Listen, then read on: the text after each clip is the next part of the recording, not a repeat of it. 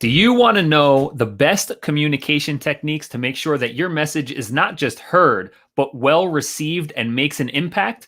We're breaking down those best techniques today with our master NLP practitioner, Amber Furman, right here, right now. It's On Air Brands. You are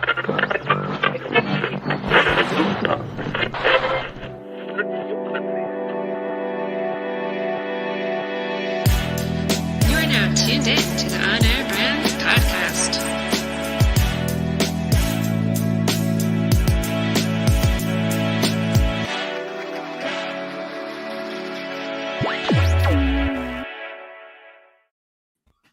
What is up, everybody? Thanks for tuning in to the On Air Brand Show. I am Todd Genetasio, along with my co-host Amber Furman. And Amber, I have to say, sometimes I say your name quickly, and so it sounds like Furman when I listen back to the episodes. But I promise you, I am saying Furman. It's just I say it quickly sometimes. Yeah. Actually, when you say it quickly, you pronounce it right. You take out all the extra letters. Oh, so the I is silent. The I is unnecessary, but I guess half color the letters in my and name are entertainment. So yeah, right. I don't even try anymore.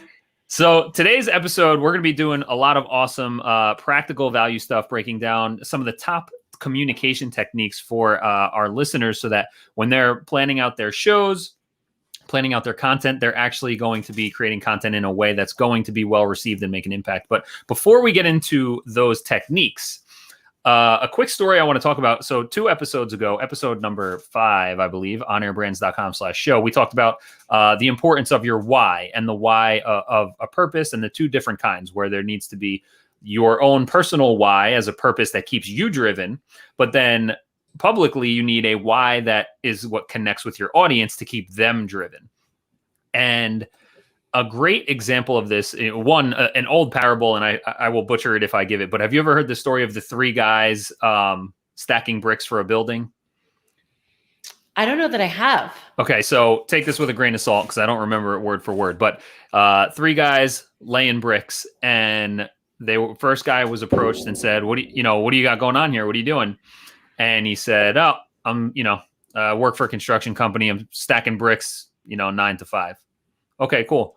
Goes to the next guy, says, hey, what do you got going on here? And he goes, we're building a church. It's like, oh, that's cool, building a church. And then he says to the third guy, hey, what are you building here? And he says, oh, we're building an amazing community center where everyone from this town and community are going to be able to gather every week and connect with each other, and et cetera, et cetera, et cetera. Right. And it's like, all 3 of those guys have the same job, but which one is showing up feeling more fulfilled and passionate and excited and happy, right? And It's really because the why and the purpose of what they were building versus just showing up and doing the work. And a real life example of this is, I've been raving about these guys for the last 2 months, but I recently hired an accounting firm, outsourced CFO at Clever Profits. And Adam Rundle is the founder there. And working with him, when you think about like working with an accounting firm, it's like, or working through your numbers, like that sounds like the most boring, like eye bleeding type of thing that we as entrepreneurs need to do. Like I've literally put it off for 10 years. My business will be 10 years in June. I've literally put it off for 10 years because like, it just sounds like such a pain and like boring and not something I want to deal with. But the way that they approach their business services, so the why that has connected them with me as their client, is that they provide their services with the numbers accounting CFO to help entrepreneurs build profitable businesses and build their personal wealth. And so that why connects with me. And now I'm excited, legit excited when we have our strategy calls together and we go through and they're showing me the numbers and we're like going through spreadsheets. Like I feel excited and passionate about it because they've connected to the why of what I'm trying to do.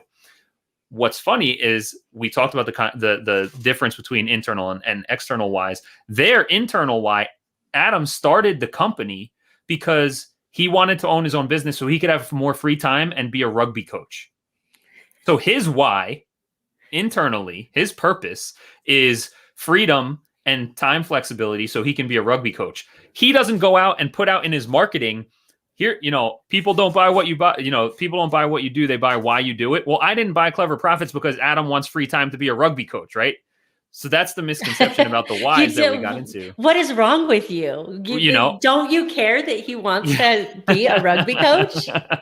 But I care, and I'm like the purpose and the why of like building profitable businesses so that we can all become wealthy and have a greater impact. Boom, that connects to me. So that was a great story I thought of since our episode number 5 on that, when we were talking about the power of why and how to use different types of whys, that hit me in the face as an example I wanted to bring up for everybody. So if you want to hear us dive more into that, that was a couple episodes ago. Go to onairbrands.com/show to catch up on the importance of why. But Amber, let's talk about what we're going through today is these different NLP techniques that help us improve our communication. So at a high level, like not individually each technique, but why is this kind of thing so important to understand different communication techniques like this?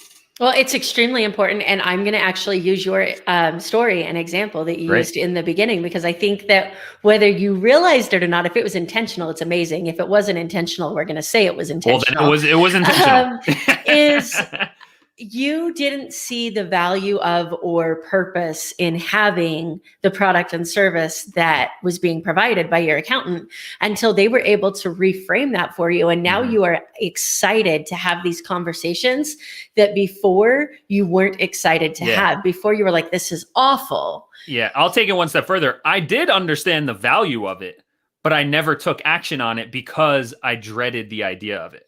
Yeah, absolutely. So, these techniques are so important. And we talked about this before. I'm going to say it again because you'll find I sound like a broken record. Your intention is extremely important in this, right? Once you learn how to do these things, which you will not learn, and I feel like ethically, I have to say this as well, me ethically, not some board ethically, you will not learn how to do them by listening to a podcast. So like, don't think I know enough, because you know just enough to get yourself and other people in trouble. So the reality is, though, when you know how to do these things, you know how to help people understand the value of your message. And if your message is not a win-win-win for everybody that's involved, then you're manipulating the people around you. And so that's the number one thing that goes into everything that we do, is we have the ability with our words to influence the way that people see our message, to influence the value they see in it, and to be able to help them understand why they should be taking action and why the pain that has caused them to not take action shouldn't stand in their way. Yeah. And when you I think I said this to somebody yesterday, not to sound like Spider-Man, but with great power comes great responsibility, right? Yeah. So remember that. But I think anybody who's listening, you can think back to a time where somebody tried to tell you, hey, this is important, you should do it. This is important, you should do it. And you're like, this is not important. Or I know it's important, but I don't want to do it, right? Yeah.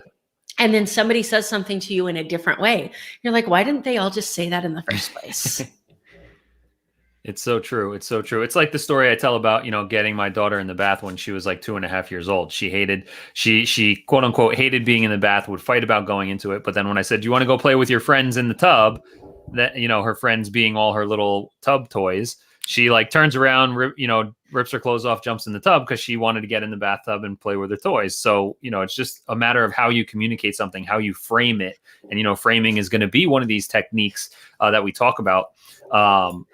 In how to get people excited and interested in what it is that you're presenting them. So let's start off at the top. I don't think that this was alphabetical, but the first one that we have on the list is anchoring. So just conceptually, what is anchoring as a communication technique? Yeah, absolutely. So first of all, if you've ever watched a movie and you've had an emotional reaction, you have a whole movie? No, if you've ever watched a movie and had an emotional reaction, or listened to a song and had an emotional reaction because of whatever was going on in your life at that point in time, and you related to that movie or that song, and then think 2-3 years later, when you watch that movie, you think back to what was going on in your life when you watched that movie or when you listened to that song. That movie or that song has become an anchor for you. It's a stimulus that brings back or creates an emotional state in you.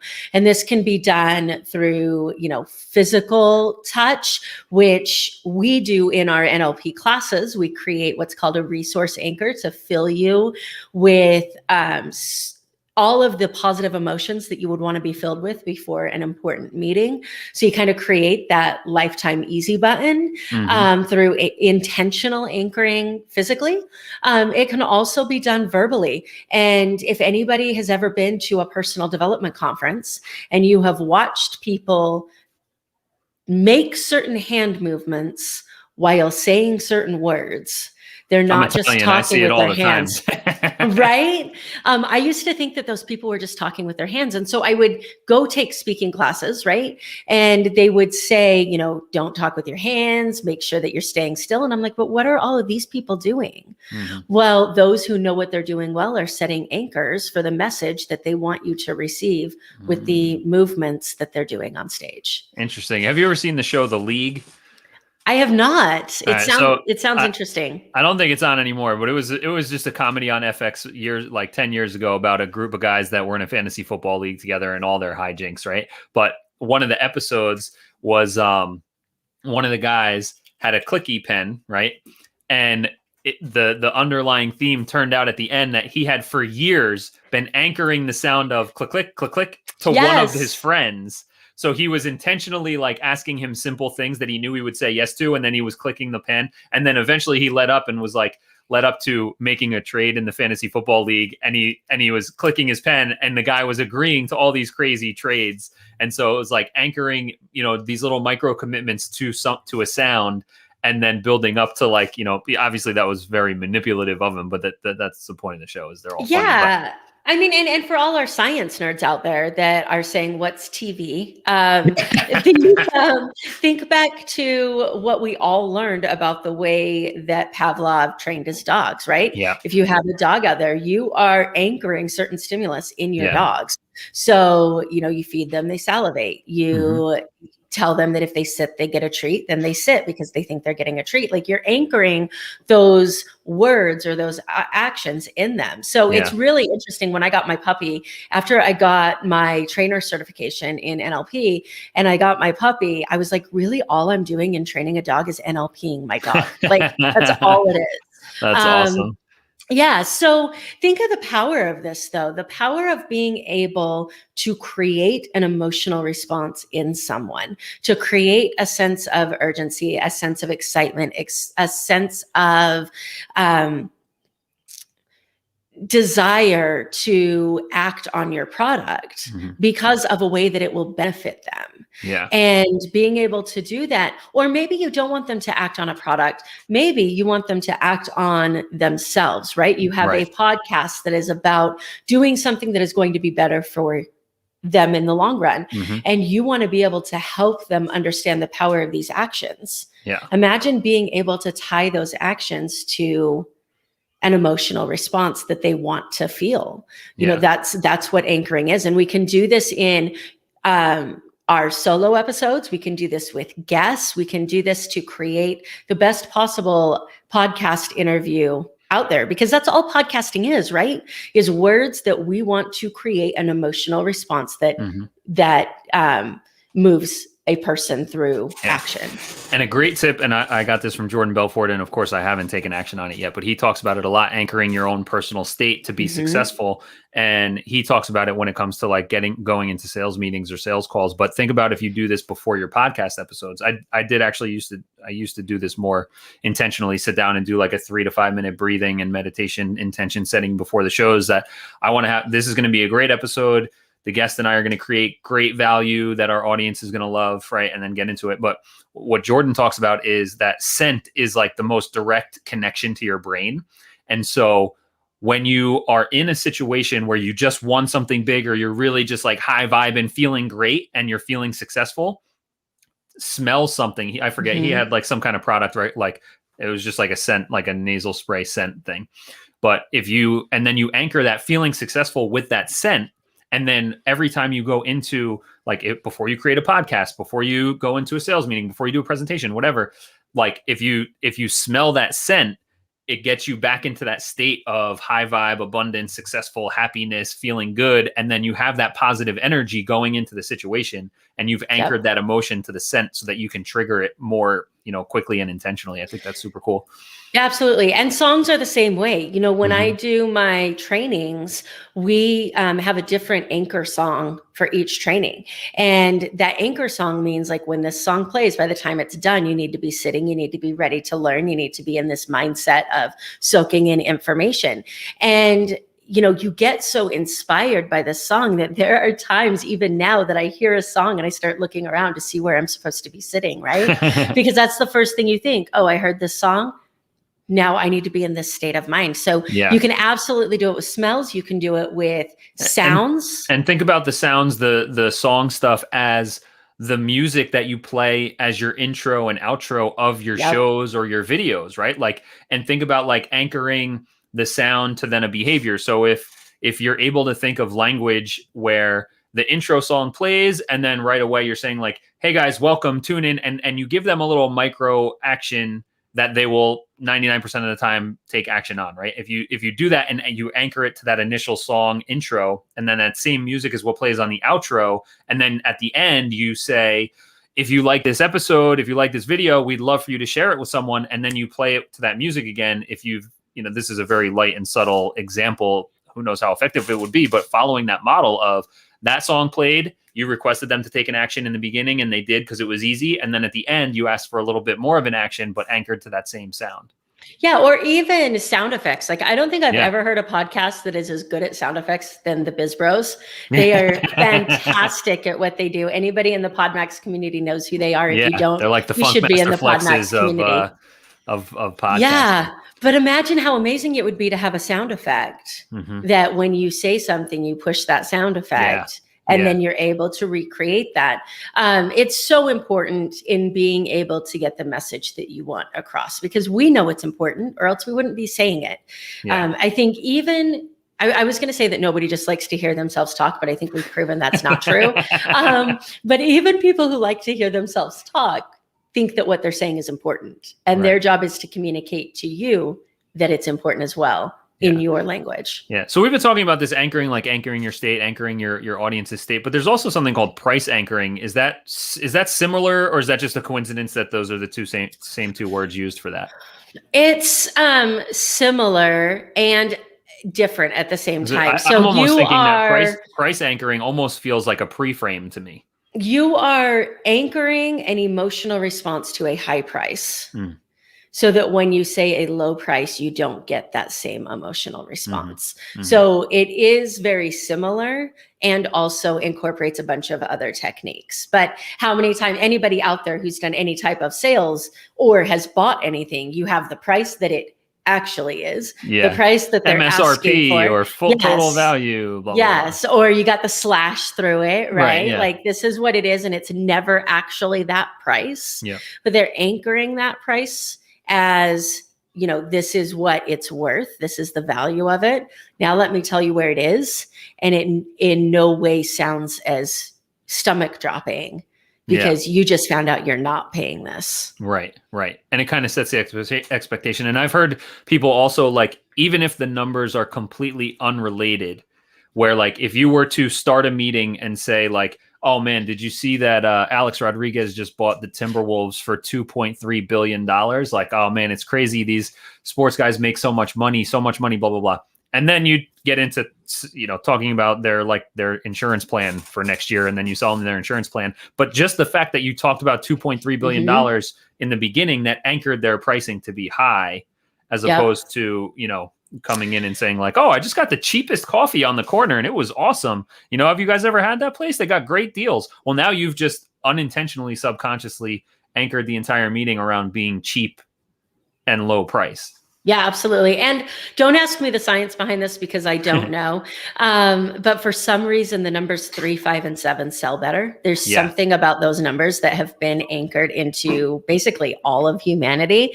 And so it the more 3, 5s, and 7s you can put in your pricing structure, the more likely it is somebody is going to move through your process, which is odd to me.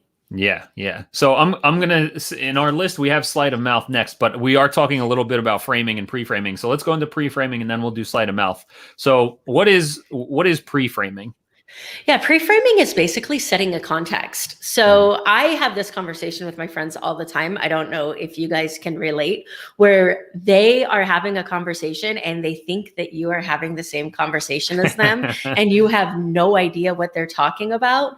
And I'll normally let my friends go about 20 to 30 seconds into this conversation of me having no idea what's going on before I just stop them and say, hey, context. Like, Yeah. I need context, because we jump around so much, right? You have Yeah. these conversations and you're talking about one thing and then you're talking about another thing, and you assume that the person you're talking to has moved on with you. Yeah. And that's not always a safe assumption. So pre-framing to be able to provide context to a situation, framing something so you can control the dynamic of the conversation, framing parameters of where you want a conversation to go, almost boundaries. Think of how amazing it would be if you were in a leadership position, which every single person who runs a podcast is in a leadership position.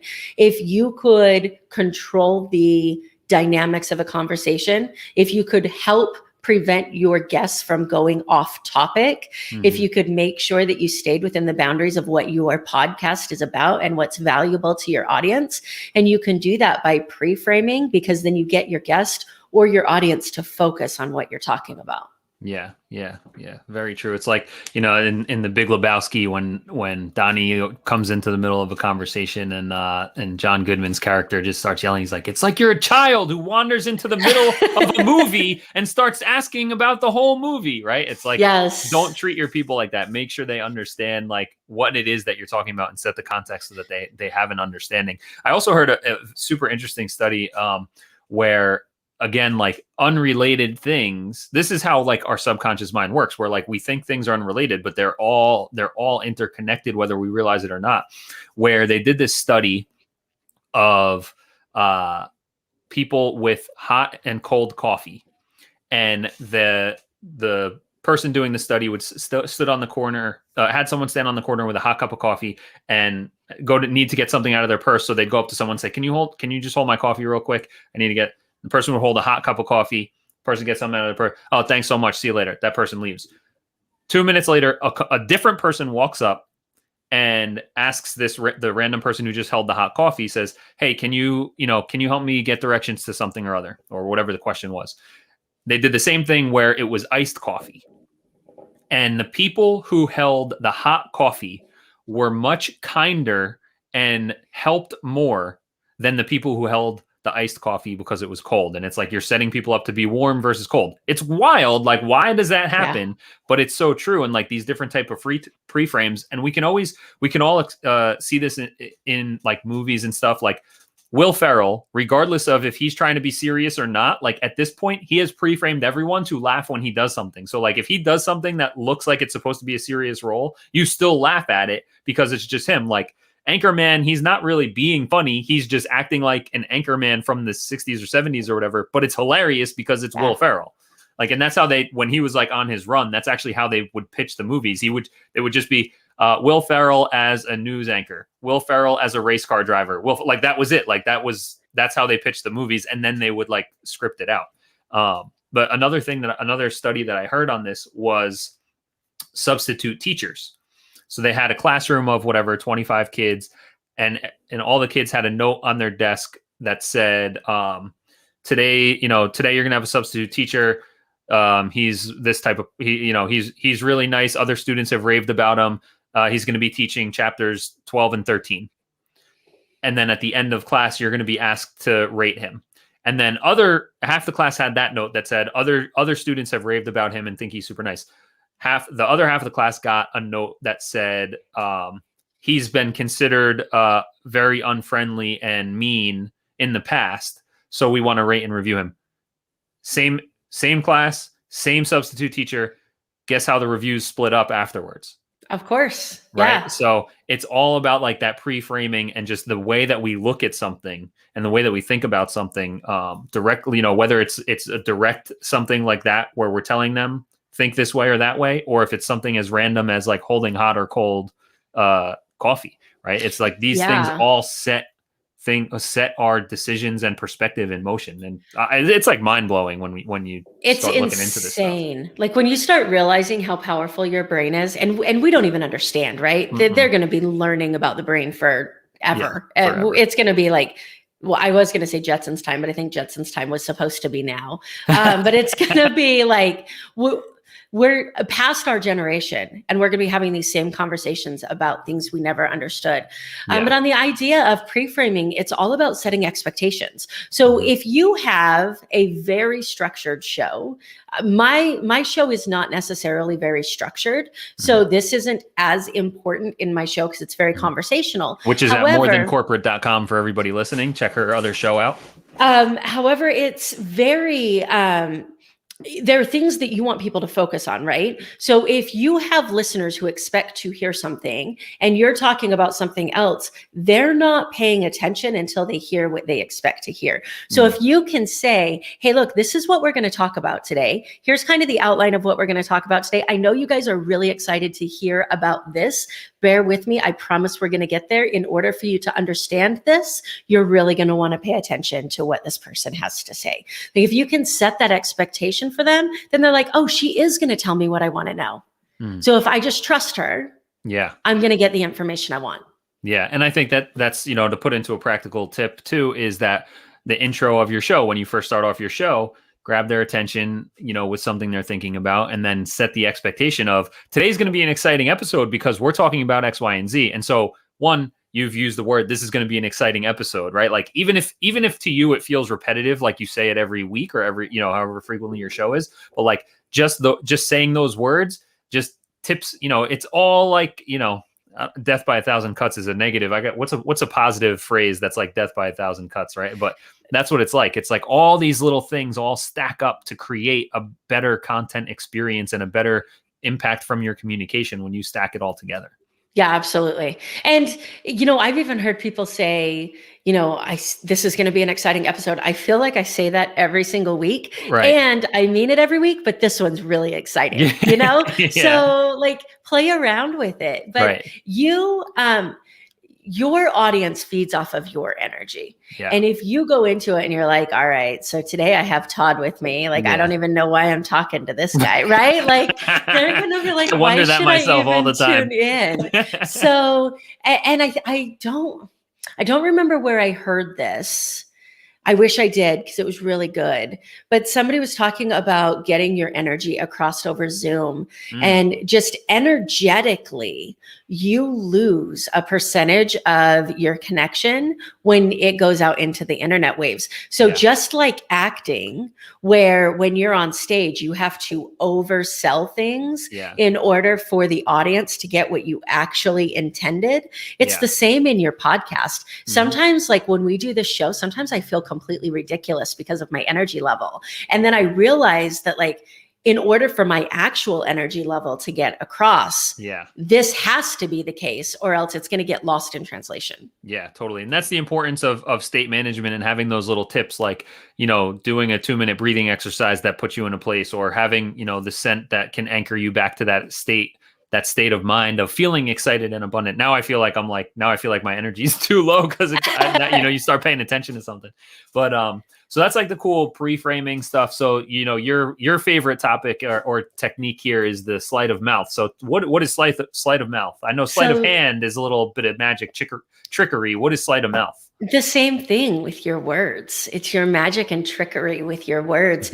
I love sleight of mouth. And it is that thing. Have you ever been in a situation where you hear somebody say something and you think, oh my God, they're going to get slapped. Like they're going to get hit. And instead the person steps back and is like, you know what? You're right. Thank you. Yeah. You have to have an incredible amount of rapport with somebody in order to pull off sleight of mouth. Otherwise, you're just an asshole.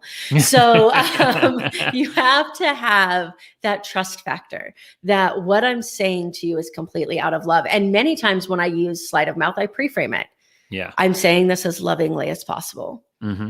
You know that Then I isn't love that you. like where does it fall into like it has the opposite effect, like where people are like, no offense, but and then Yeah. that's always followed by something that's Please don't offensive. say. So first of all, let me tell you something about the word but. The word but negates everything that came before it. So if you say, I'm really excited to be here, but you're not excited to be there, you just told them you don't want to be there, right?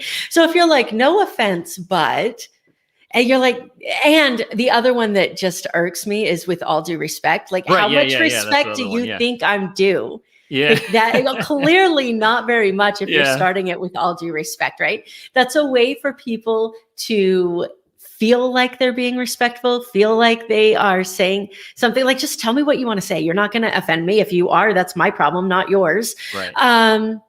So sleight of mouth, I'll give one of my favorite examples. My immigration clients, when they tell me this is just filling out forms, I think I can do it myself.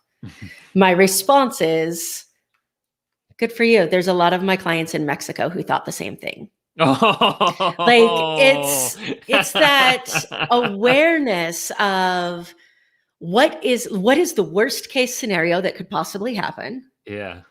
and how do you make them realize that that is a reality, and then how do you get them to thank you for it? Mm-hmm.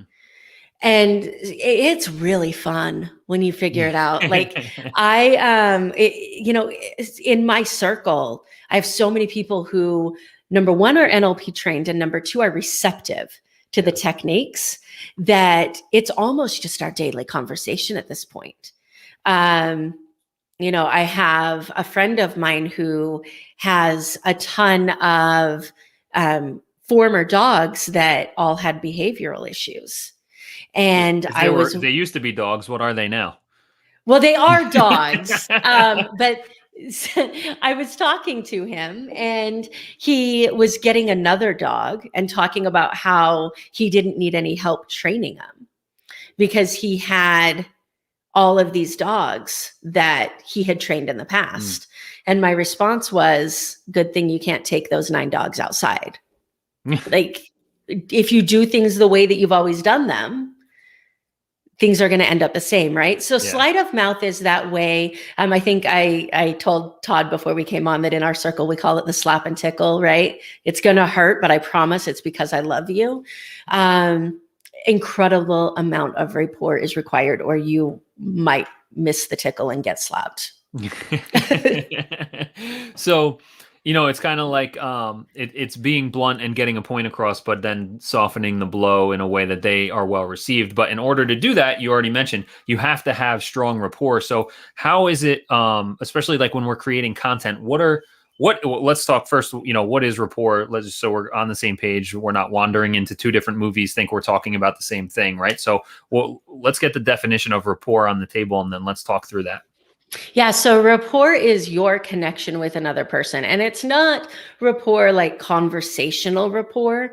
It's rapport like an unconscious connection. Like, I know that everybody has had an experience where you just meet someone and immediately you guys just feel like you're on the same page. Yeah. You know nothing about them, but there's something that draws you to them. You can create that kind of a connection because our unconscious mind looks for things that it relates to. And it's not words. It can be words, but it's not always words. Mm-hmm. It's your tone of voice. How fast are you talking? If somebody is blinking, are you blinking with them? If somebody has a certain posture, you have that same posture. Things that allows the other person's unconscious mind to see you as somebody who is like them. And it doesn't even have to be the exact same, right? If you see that the person that you're talking to, if you can hear a certain cadence in their voice, and so you start tapping your pen, in the same cadence as their voice, you're creating that sameness, even though it's different. If you see somebody tapping their pen and you start tapping your foot to the same pattern as they're tapping their pen, you're creating that unconscious bond. And does this work? So this is also what you're describing here is also called mirroring, right? Is where you're mirroring the patterns and behavior of someone across the table. Does it also work in the opposite way, whereas we are putting out, our brand, our message, our tonality, our stories, and then that attracts people who are naturally on that same wavelength, and then we have rapport based on what it is that we're talking about. Like in today's episode, I've made references to The Big Lebowski, and so it's like that. Is that a way where people listening, if they're a fan of The Big Lebowski, that immediately creates more of a connection and rapport with the people listening to the show? It does. And this is why it is so incredibly important to be authentic and transparent about what you want to accomplish. If you have ever seen somebody who continues to attract, let's use the dating world, they continue to attract like the worst possible matches ever. And they just can't figure out why. And you from the outside can see it so clearly because they're acting the same way as the person they say they don't want to date because they haven't owned their own behavior yet, right? So if you do this podcast and deep down inside, you have an intention of wanting to get off of a particular message and you hide that intention because you are afraid of what people are going to think about you, or you're afraid of whether people are going to be receptive to it, or you fear rejection, or whatever that is that causes you to try to ease your way into your message. By easing your way into your message, you're attracting all the people that you don't want to be attracted to. And then when you finally do say, okay, I feel comfortable enough to get my real message across, then all the people that you attracted with the message that wasn't yours are like, who the hell is this person and why am I listening to her? Yeah. And then you got to start all over. Yeah.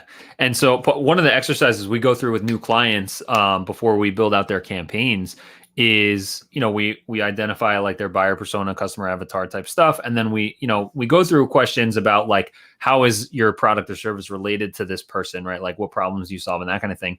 But then regardless of what the business is, we always ask about what movies do they watch? What TV shows do they watch? What pop culture are they interested in? Because when we're able to weave that into the messaging, when we can use memes that are from TV shows that these people are familiar with, like, although it's not related to what your product or service is, it just builds a stronger connection and rapport with people. And so when you're able to interweave and make connections, like in my content for Tresnick Media and Growth Suite, I talk about sports a lot because I'm a big sports fan. And so I know one, the analogies are easier that way, but two, people who hear sports analogies and it connects with them, they're the type of people that are going to do, they're going to do well in my programs because they're going to understand what we're doing and they're attracted to that kind of thing. So.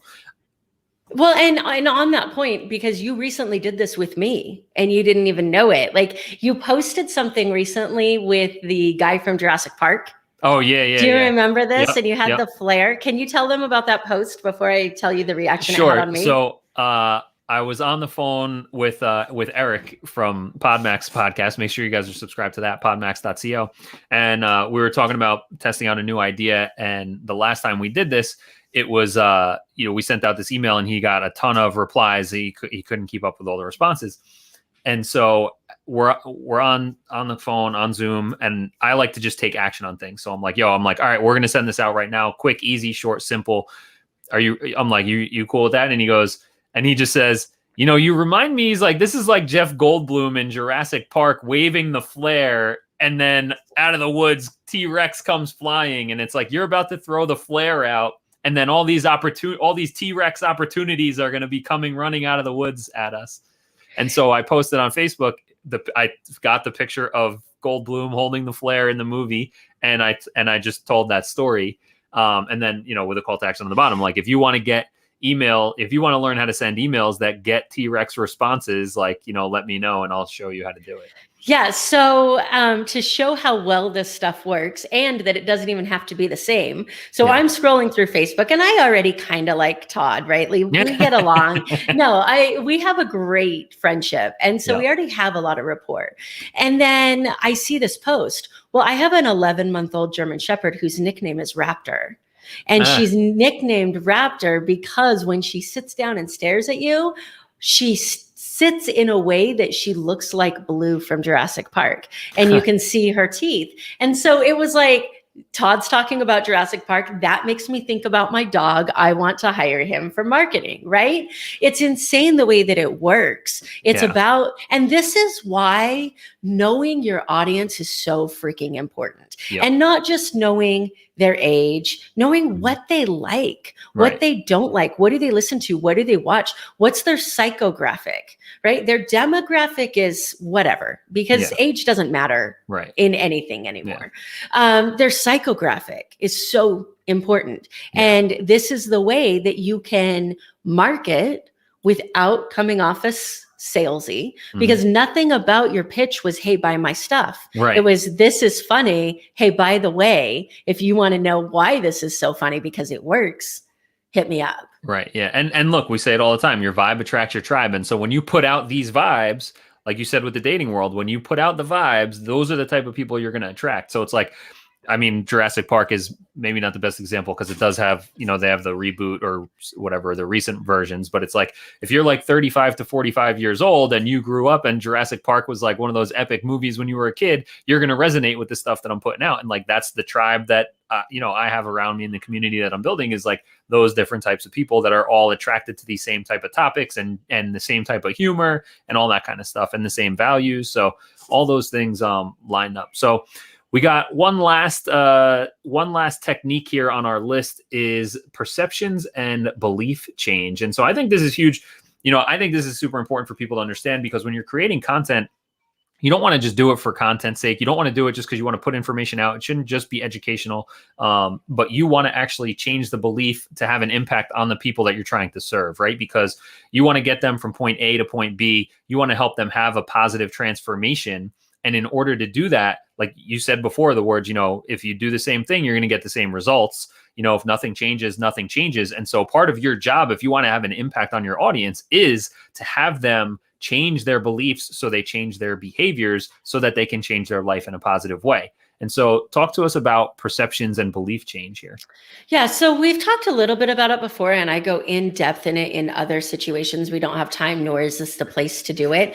But our perceptions are built our entire lives. We are, our values are made, what we think is possible in the world is made. And so to kind of drive this home, just think of a time that you've been in a situation where you always thought that something was the way the world is. And then you see somebody, like, let's look at like flying, right? Like there was a point in time where nobody thought you could fly. And then all of a sudden these two brothers get an airplane in the ground or in the air. And now everybody knows you can fly, right? There's something that happened that caused the world to change its perception of what was physically possible. That's a huge example. For me, I didn't know podcasting was a way of life. I didn't know you could make money doing this. I didn't know coaching was a thing. And I went to my first personal development conference, and then all of a sudden I'm seeing these people making money doing this thing. And it expanded my perception of what's possible. Yeah. So we have our beliefs, we have our perception of the world. And if we only hang out with our people, if we only hang out with people who are like us, if we only listen to things that fit our model of the world, then we stay there forever. Mm-hmm. This is why networking is so powerful. This is why networking events are powerful. This is why personal development, reading, all this stuff is powerful, because you learn things that you didn't know were possible before that make you go, huh? And then your perception's never the same. Mm-hmm. You know, it's like I've heard this as, you know, the was it the 5-minute mile, the 4-minute mile, right? Like it used to be, scientists used to believe that if a human ran faster than a 5-minute mile, their heart would explode. And then Roger Bannister did it in, like, I forget, the 20s or 30s or whatever it was.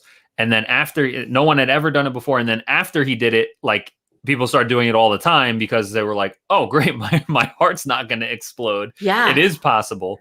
You know, and I look at the current NBA. I don't know if you're a basketball fan, but like people shoot 3-pointers now. Like Steph Curry has completely changed the perception of 3-pointers because this guy can shoot like set shot. Like he like part of the play is he shoots a 3-pointer from half court. Like he shoots ridiculous shots that 5 years ago, anybody in the league shoots those. You're like, oh my God, Style, you're like, like get this guy off my team. He's got terrible shot selection. And now it's like every team has at least one guy who can make threes consistently from the logo.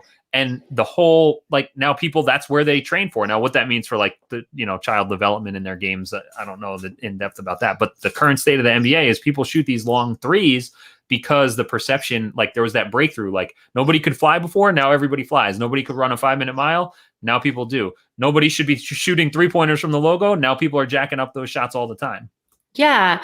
I mean, and there's two things that are coming to my mind. The first one is how many times, I know I've been guilty of this, have you had an idea and then you're like, oh, that's not possible. That's stupid. And then maybe a year, maybe 2 years later, somebody does the thing that you didn't do and you could have been that person. Yeah. But you were like, I can't do that. That's stupid. What's worse, without diving too deep into, self-development, limiting beliefs, is that most of the time we don't use those words. This is a stupid idea.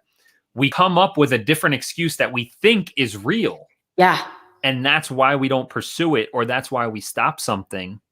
Yep. And then 2 years later, somebody else, comes out with, whatever the idea was. Yeah. So as we start to wrap up, because we could talk about this all day, you and I do want to talk about my least favorite meme. And what's really interesting is I have shared this over and over again in the past. And then I learned what I learned and realized that it's so dangerous and so horrible. And it's the meme that's out there that says, if you spend $1,000 on an iPhone, but you won't spend $1,000 on a personal development. And then it goes down your list of whatever. And then it basically says there's something wrong with you, right? Yeah. Like if you choose this instead of this, then you're an awful person, like figure your shit out. And the reality is it's not that this person doesn't value growth.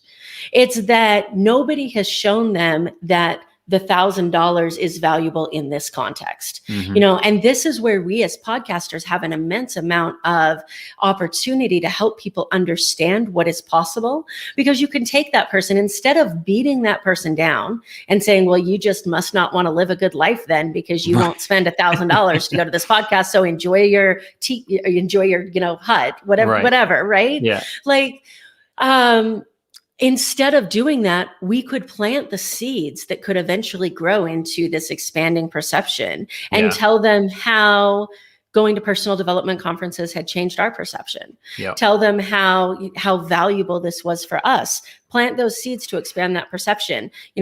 Everybody's not ready to hear your message right now, but they may be later. So never underestimate the power of planting seeds. Yeah. And just know that just because somebody doesn't value what you value doesn't make them less committed to personal growth. It means that their perception of the world is different than yours. Yeah. And you need to they're not capable of stepping into your perception of the world.